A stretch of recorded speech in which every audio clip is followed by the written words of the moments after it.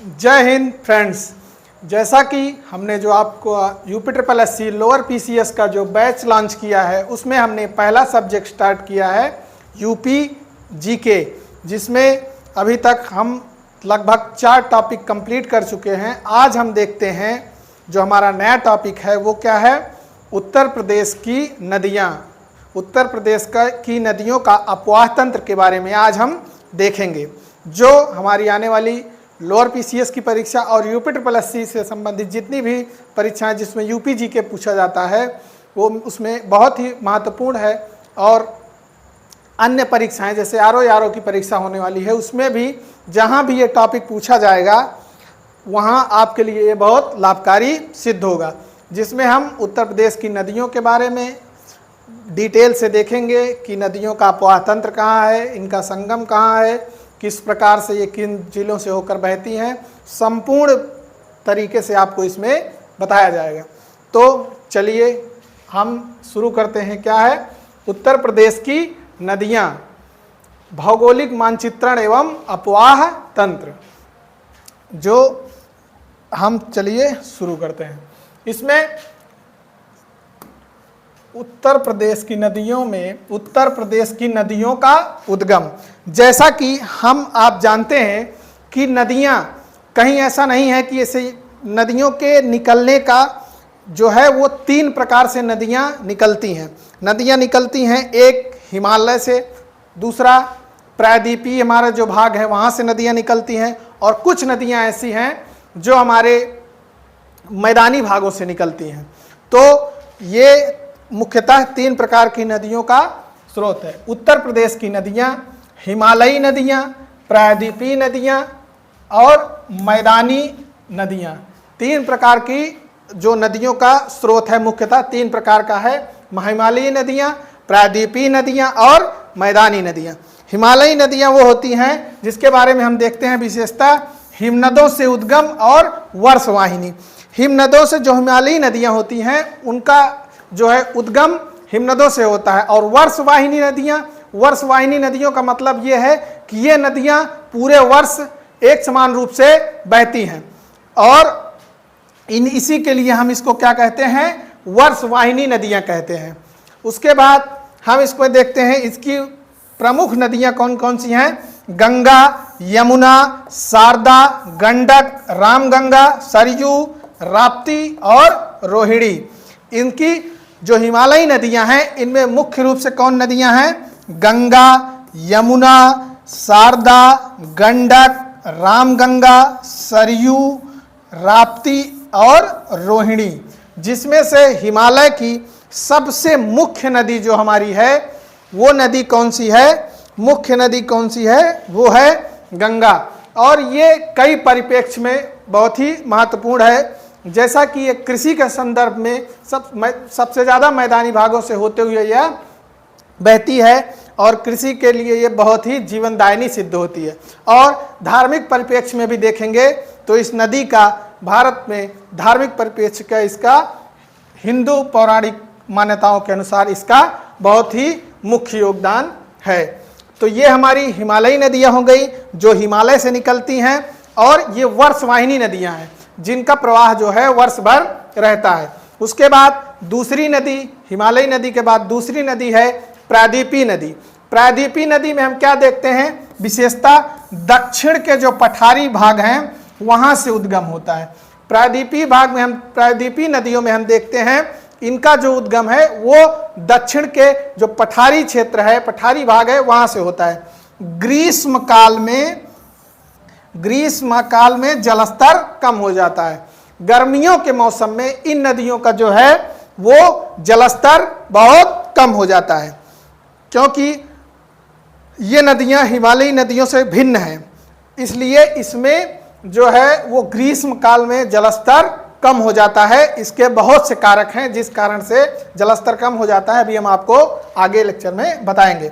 जो प्रायद्वीपीय नदियां हैं, प्रायद्वीपीय नदियों में प्रमुख नदियां चंबल, बेतवा, सिंध, टोंस, केन, सोन, हिंडन।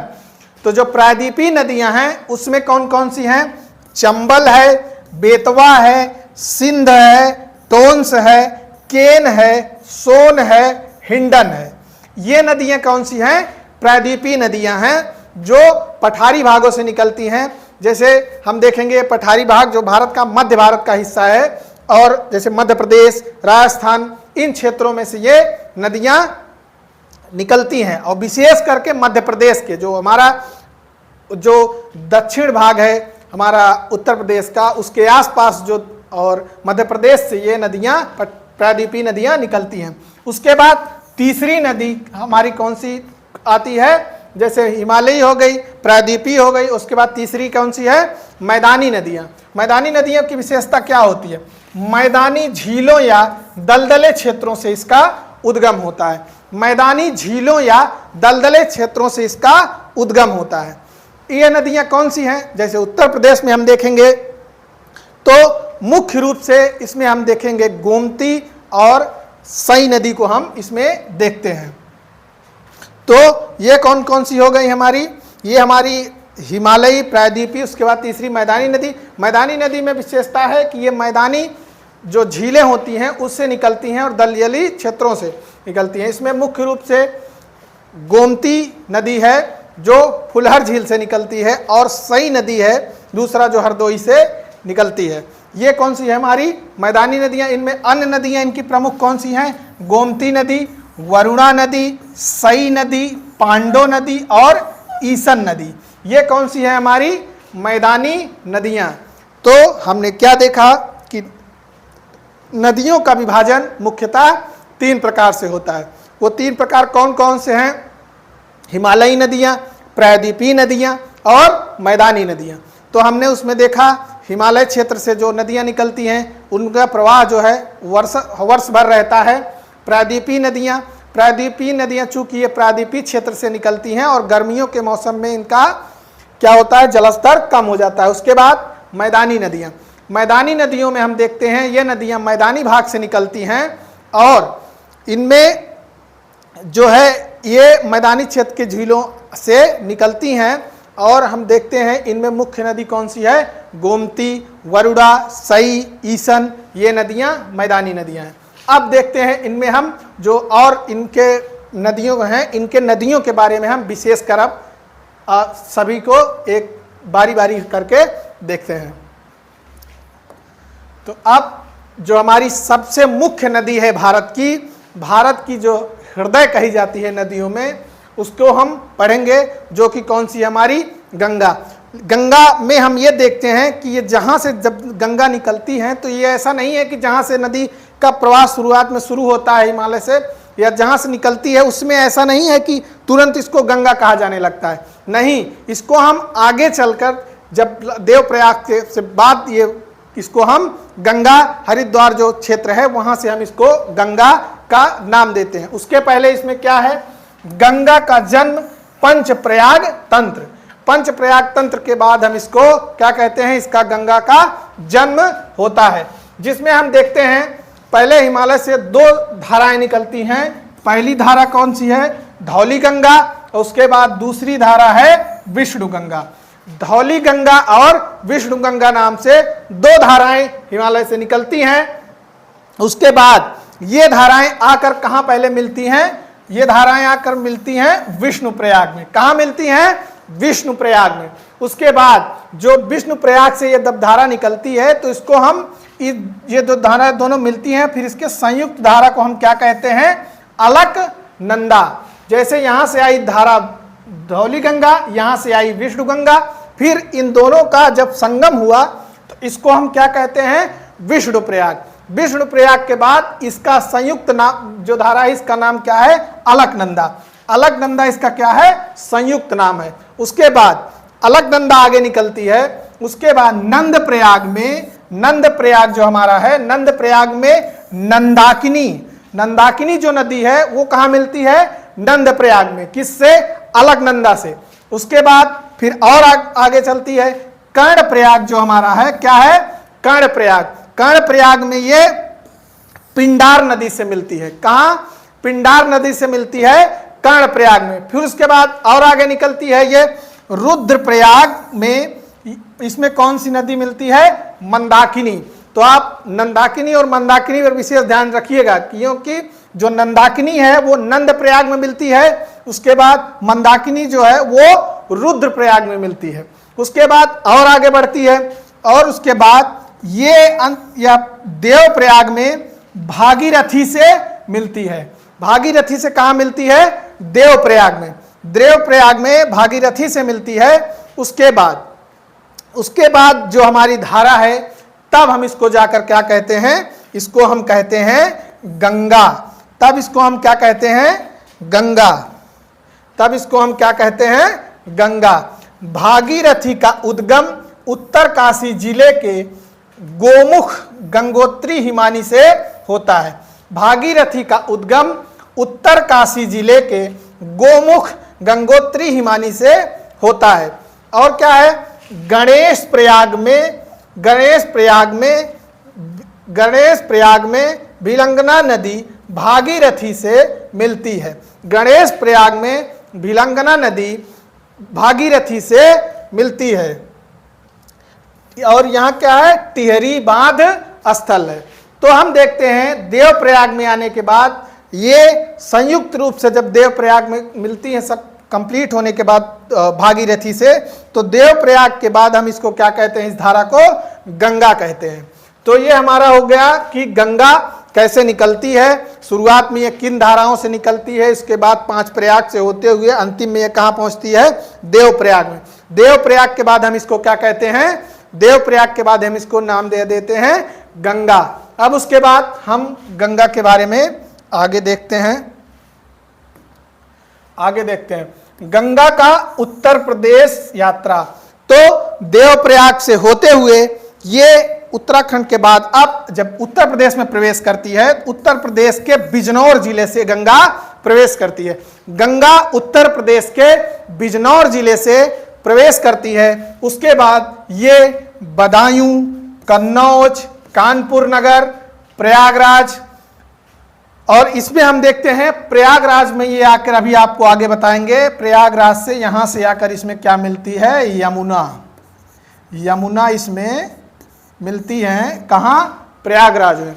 उसके बाद ऐसे यहाँ से फिर आगे निकलती है वाराणसी, गाजीपुर, उसके बाद बलिया से होते हुए ये बाहर निकल जाती है और ये बिहार, झारखंड, पश्चिम बंगाल होते हुए ये जाती है आगे। उसके बाद हम देखते हैं इसमें जो हम मुख्यतः देखते हैं कि यह प्रवेश कहाँ से करती है। एग्जाम में कई बार आपसे पूछा गया है कि उत्तर प्रदेश में प्रवेश कहाँ से करती है? ये बिजनौर जिले से उत्तर प्रदेश में प्रवेश करती है। उसके बाद निकास कहाँ से करती है? बलिया से निकास करती है। उसके बाद इसमें जो इसके रास्ते में कहाँ से होकर जाती है? बदायूं, कन्नौज, कानपुर नगर, प्रयागराज, वाराणसी, उसके बाद गाजीपुर, बलिया से होते हुए बाहर निकल जाती है। इसके बाद हम इसमें कुछ और फैक्ट देखते हैं। कुल लंबाई इसकी कितनी है? 2525 किलोमीटर। टोटल लंबाई कितनी है? गंगा नदी की टोटल लंबाई 2525 किलोमीटर। उसके बाद उत्तर प्रदेश में लंबाई 1450 किलोमीटर। टोटल लंबाई जो है गंगा की वो 2525 किलोमीटर और उत्तर प्रदेश में गंगा नदी की लंबाई 1450 किलोमीटर है। उसके बाद अपवाह क्षेत्र। अपवाह क्षेत्र का मतलब है जिन क्षेत्रों से ये बहते हुए जाती है वो कौन से हैं? लगभग क्या है? 28 जिलों से होकर ये बहती है। कितने जिलों से? 28 जिलों से होकर गंगा बहती है। 2525 किलोमीटर। उत्तर प्रदेश में कितना है? उत्तर प्रदेश में 1450 किलोमीटर, लगभग 28 जिलों से होकर बहती है। इसमें एक प्रमुख कई बार एग्जाम में पूछा गया है कि राष्ट्रीय जलमार्ग संख्या 1 कहां से है? ये इसी पर है, गंगा नदी पर, प्रयागराज से हल्दिया तक। कहां तक?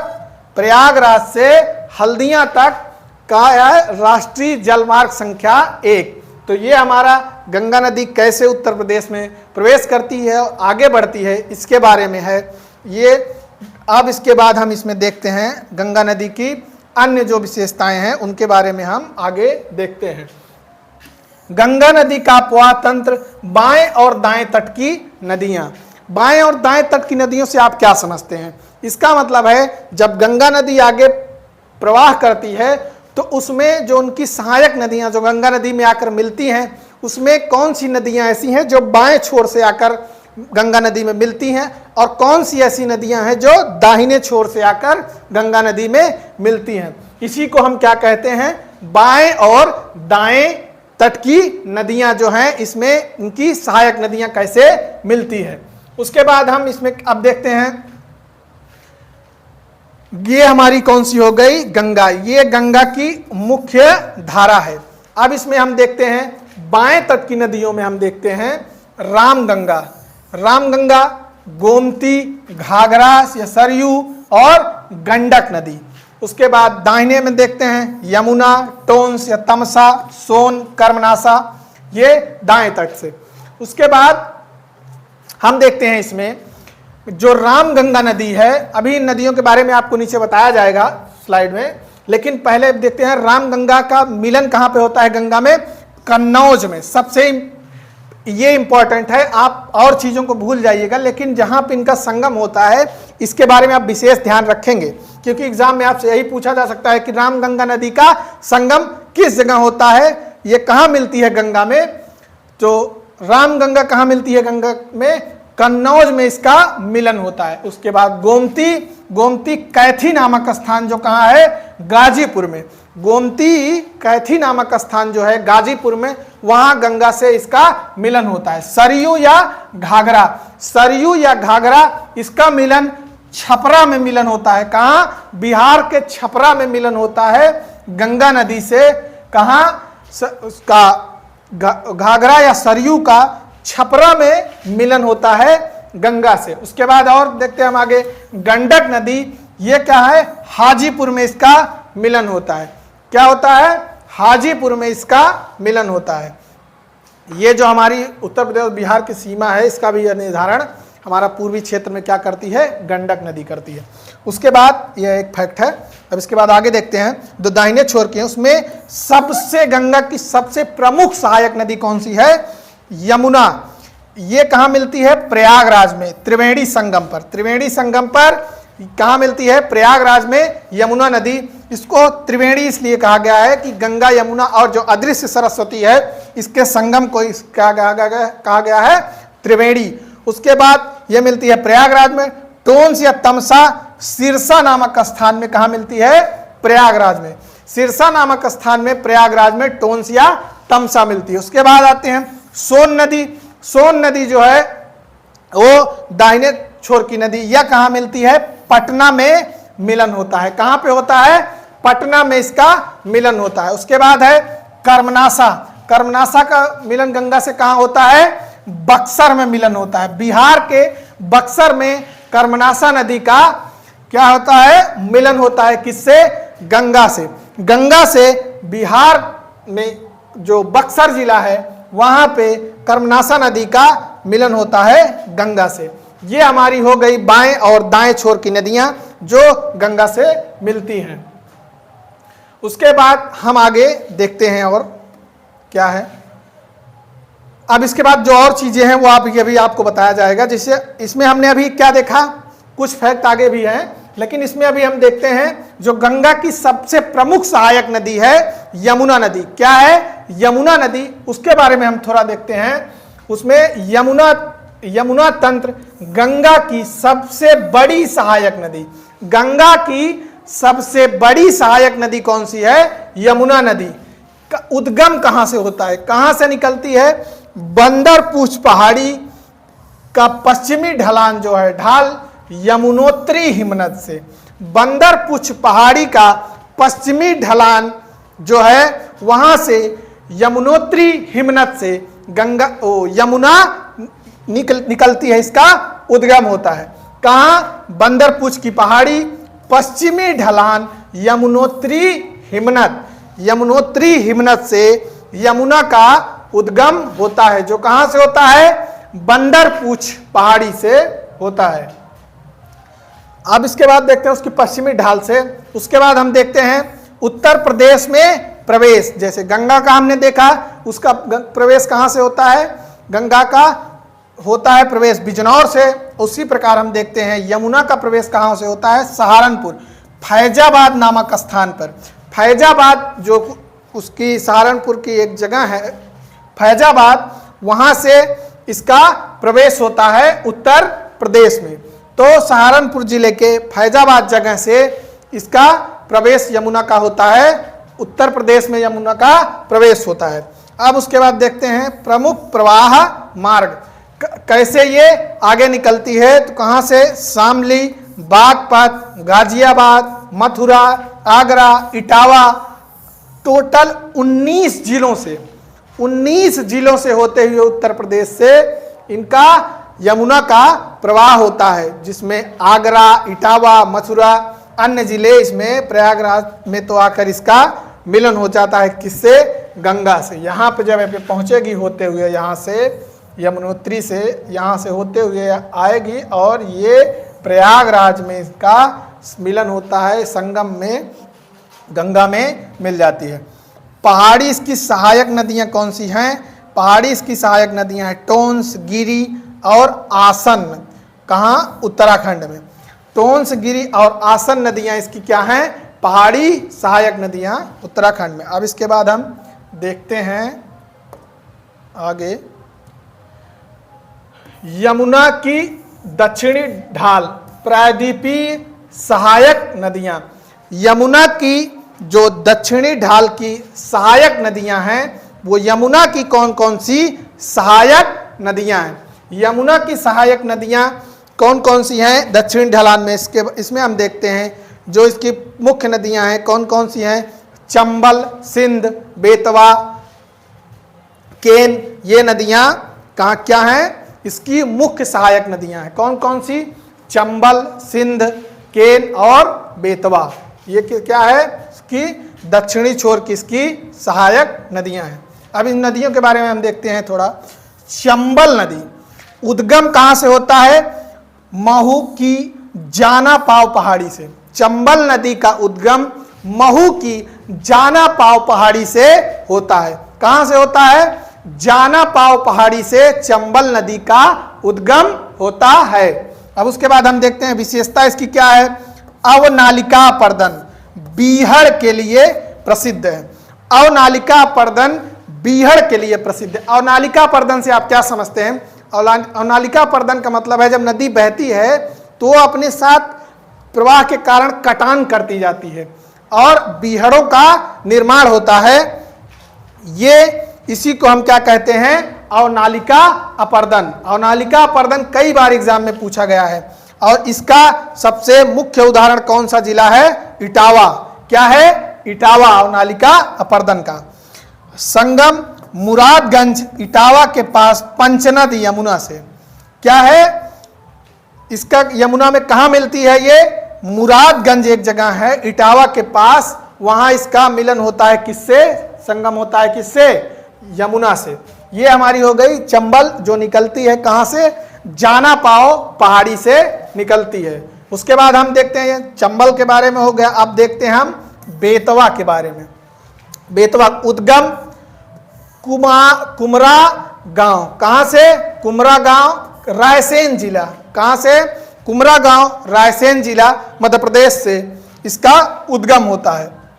उसके बाद सहायक धसान नदी और इसके बाद सहायक इसकी क्या है? धसान नदी इसकी सहायक नदी है। संगम हमीरपुर के निकट यमुना में। जो बेतवा नदी है ये क्या है? इसका सहायक नदी धसान नदी है। चंबल की सहायक नदी क्या है? बेतवा की सहायक नदी क्या है? धसान नदी। और इसका संगम हमीरपुर के निकट, जो बेतवा है इसका संगम हमीरपुर के निकट यमुना में होता है। इसका कहाँ से है? यह रायसेन मध्य प्रदेश से इसका उद्गम होता है। उसके बाद सहायक किसकी है? धसान नदी की सहायक, इसकी धसान नदी इसकी सहायक नदी है। संगम कहाँ होता है इसका? हमीरपुर में इसका संगम होता है। तो हमने किसके बारे में देखा? चंबल के बारे में, बेतवा के बारे में। अब उसके बाद अगली नदी है जो दक्षिणी छोर की यमुना की नदी है सहायक, केन। क्या है? केन। केन नदी है। उद्गम कहाँ होता है? कैमूर की पहाड़ियों से। आप ध्यान देंगे एग्जाम में जब भी कभी आएगा, का से केन है और काहे से ही क्या है? कैमूर पहाड़ियां। तो केन नदी का उद्गम कैमूर पहाड़ियों से। संगम भोजा बांदा के निकट यमुना में। जो इसका संगम होता है वो यमुना में कहाँ होता है? बांदा में इसका संगम होता है, भोजा के निकट बांदा में इसका संगम होता है यमुना में। उसके बाद अगली इसकी क्या है? चंबल हो गई, बेतवा हो गया, केन हो गई। अब अगली इसकी है सिंध, इसकी सहायक नदी। उद्गम कहाँ से हुआ है सिंध का? सिंध का उद्गम जो हुआ है, सिंध का उद्गम हुआ है टोंक जिला राजस्थान में। कहाँ से उद्गम हुआ है इसका? सिंध का टोंक जिला राजस्थान में। कहाँ से? सिंध का टोंक जिला राजस्थान में। उसके बाद संगम इसका है जगमनपुर जालौन के उत्तर में यमुना से। जो आप सीधा ध्यान रखिएगा कि यमुना से ये कहाँ मिलती है? जालौन में। कहाँ मिलती है? जालौन में, जगमनपुर नामक जगह पर यह मिलती है। कहाँ? यमुना से। ये हमारी हो गई यमुना।